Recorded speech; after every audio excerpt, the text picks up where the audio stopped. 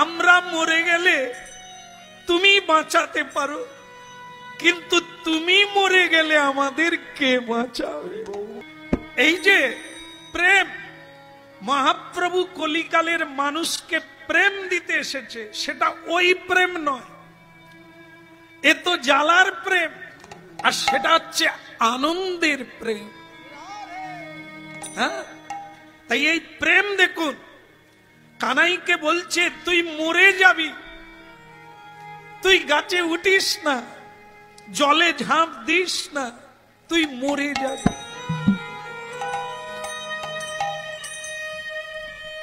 যদিও কৃষ্ণ মরবে না,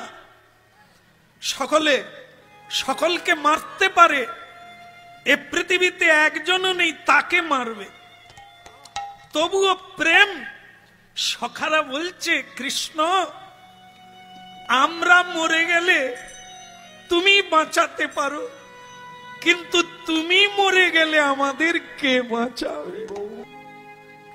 আমাদের জন্য তোমাকে মরতে হবে না, তুমি আমাদের কাছে থাকো, তোমাকে নয়ন ভরে দেখব, আমরাই তোমাকে খাইয়ে দেব।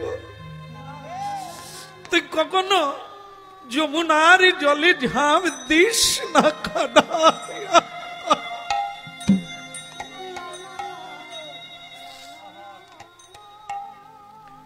ভক্তমন্ডলী মায়েরা,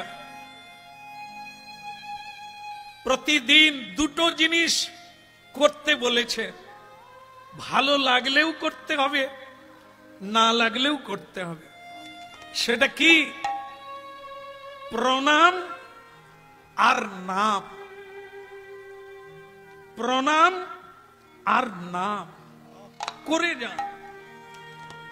ভালো যদি নাও লাগে বন্ধ করবেন না, বাকিটা তিনি দেবেন, এই প্রেম তিনি দেবেন। ভগবান বললেন ওরে এই যে চোখের জল, এরই নাম প্রেম। দেখুন আমরা কত জনার জন্য কাঁদি, কেউ কাঁদি না এমন মানুষ নাই, কিন্তু কৃষ্ণের জন্য কজন কাঁদে?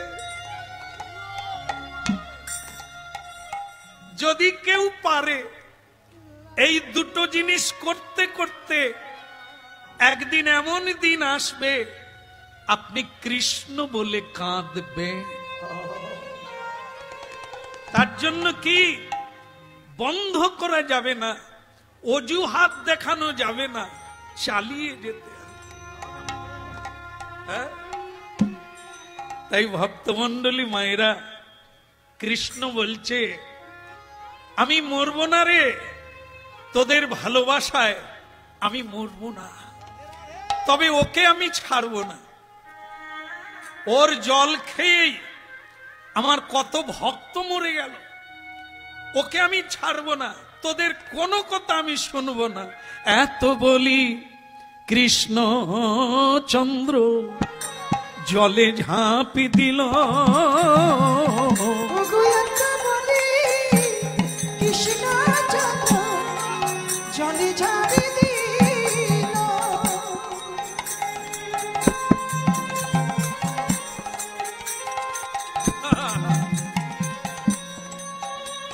এত বলি কৃষ্ণ। এই জায়গাটাও মনে রাখতে হবে, ভয় করতে নেই, কোনো কিছুকে ভয় করতে নেই, ভয়কে জয় করতে হবে, তবে জীবন জয় জয়কার হবে। বিবেকানন্দের একটি কাহিনী। বিবেকানন্দজি যখন হিমালয়ে যাচ্ছেন, তখন একটি কুকুর বিবেকানন্দের পিছনে ছুটছে ঘেউ ঘেউ করে, বিবেকানন্দও ভয়ে ছুটছে।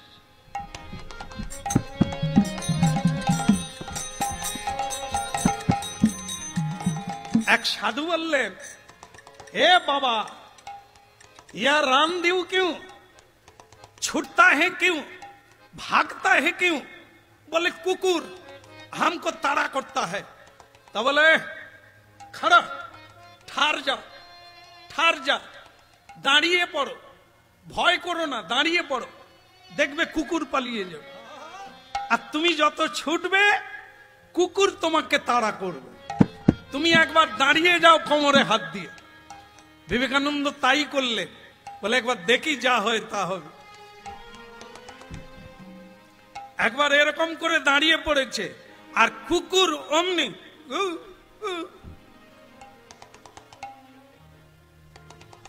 এই জন্য জীবনে এমন অনেক ঘটনা আসবে, ভয় করতে নেই, ভয়কে জয় করতে হবে, কোনো ভয় নাই।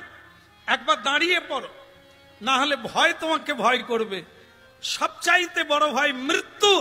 গীতা পড়ে নাও, সাধুর সঙ্গে গীতা পড়ে নাও, তোমার ভয় চলে যাবে। মৃত্যু কোনোদিন হবে না। বলে কিরকম? মৃত্যু কারোরই হবে না, শুধু দেহটা বদল হবে। তুমি দেহ নয়, তুমি দেহের ভিতরে আছো। সেটা তুমি, এই দেহটা আমি নয়।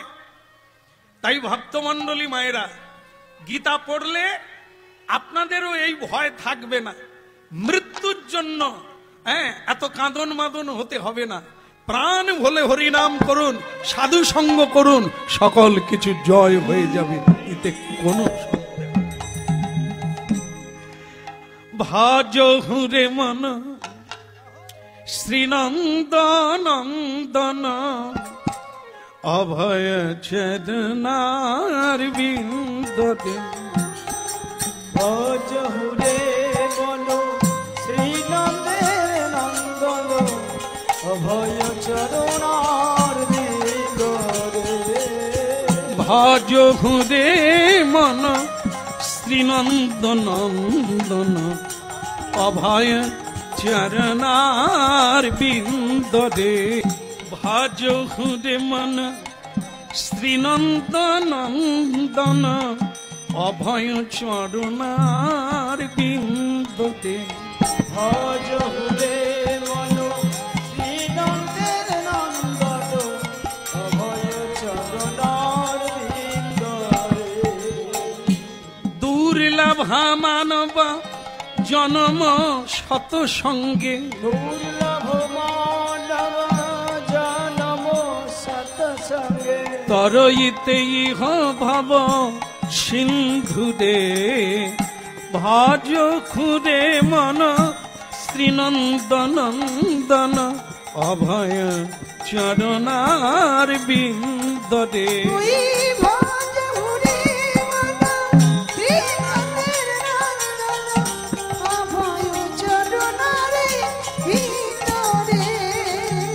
ভাজ হুরে মন শ্রীনন্দনন্দন অভয় চরণার বিন্দরে। কালিয়নাগ বাড়িতে ঘুমোচ্ছে রানী নিয়ে, অনেক রানী।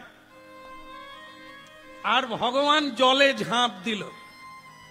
ভগবানের বয়স কত বলেছিলাম? 6।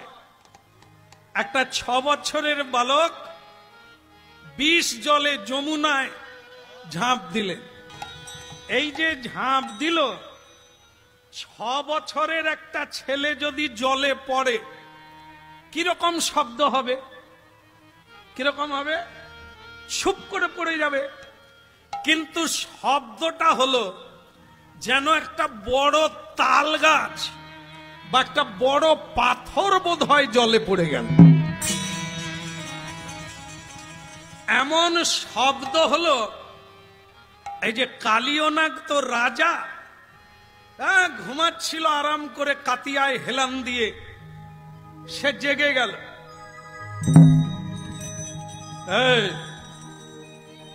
কি হলো? কি গালে হাত দিয়ে বুঝে গেল? না না, তোমাদেরকে না, তার সৈন্যদেরকে বলছে, দেখতে পাও না কি পড়েছে? আমার ঘুম ভেঙে গেল, একটু ভালো করে দেখো তো এত শব্দ কিসের, একটু ভালো করে ঘুমোতে পারবো না? তখন সৈন্য বলছে, এই যে কত কিছু গরু বাছুর পড়ে, রাজার ঘুম ভেঙে যায় কেন তাই বুঝি না। আচ্ছা দেখে আসছে। এই দেখতে গিয়ে দেখে, ভজ হুরে মন শ্রীনন্দ নন্দন অভয় চরণার বিন্দতে। এই দেখুন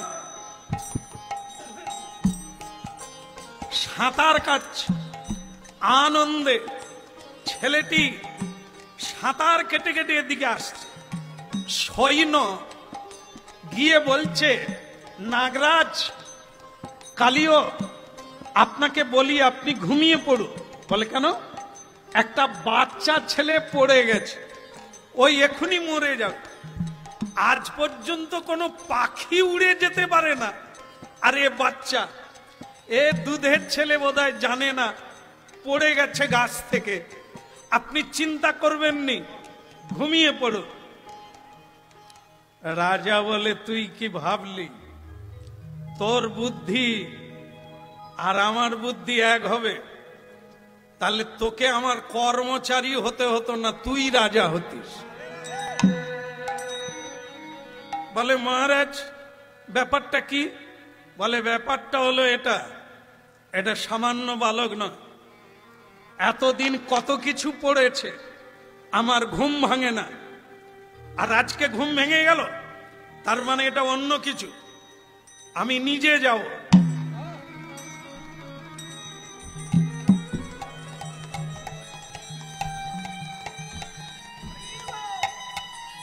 হ্যাঁ, এই যে এদিকে এসো, ওদিকে কোথায় যাচ্ছ?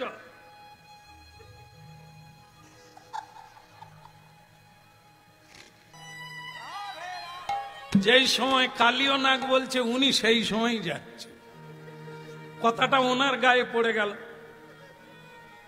হ্যাঁ, এ বাচ্চা, अरे ये लड़का इधर आ, तेरा क्या हुआ रे? किस लिए इधर आता है? ठार जा। তখন কৃষ্ণ এরকম করছে নবীন মদন, দেখতে অপূর্ব, চুলগুলো এরকম নড়ছে, কানে দুল নড়ছে, আর তার মুখের হাসি তো পৃথিবীকে ঝলসে দেবে। হাসতে হাসতে সাঁতার দিচ্ছে। হ্যাঁ, আর কালীয় নাগ বলছে, ये लड़का रे, तेरा क्या हुआ रे? तेरा माँ मर गई क्या? तेरा बाप मर गई क्या? বলে নেই নেই, আমার বাবাও বেঁচে আছে, আমার মাও বেঁচে আছে। বলে তাহলে তুই মরতে এলি কেন? তুই মরতে এলি কেন?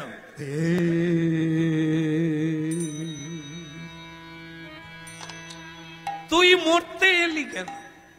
এখানে তো মরার জন্য সকলে ঝাঁপ দেয়, তুই কি মরবি? বলে না, আমি মারব।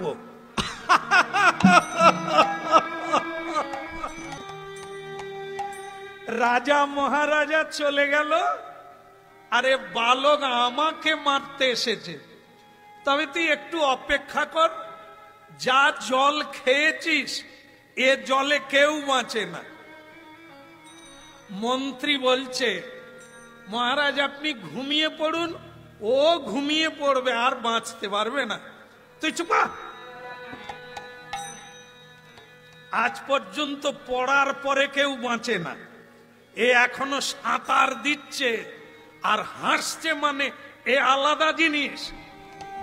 হ্যাঁ, এ বালক, এ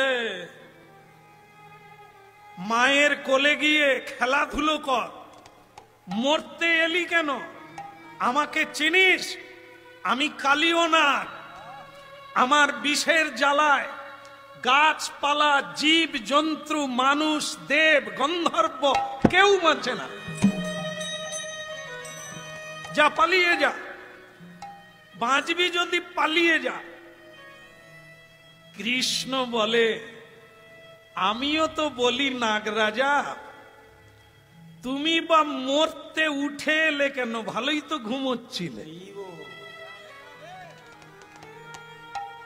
কালীয় নাগ বলে, কে যা ভেবেছিলাম তা না, আমি ভাবছিলাম একটি সুন্দর বালক, একে সুযোগ দেওয়া হোক, এ তো ধানী লঙ্কা, ছোট হলে কি হবে, এর ঝাঁঝ আছে। তার চঞ্চল বালকদের ভালো কথা বললে শোনে না, এও তেমনি। মরবি, এগিয়ে আয়। আর তোর একদিন কি, ভগবান বলে আমিও তো তাই বলি, মরবি যদি এগিয়ে আয়, বাঁচবি যদি শুয়ে পড়।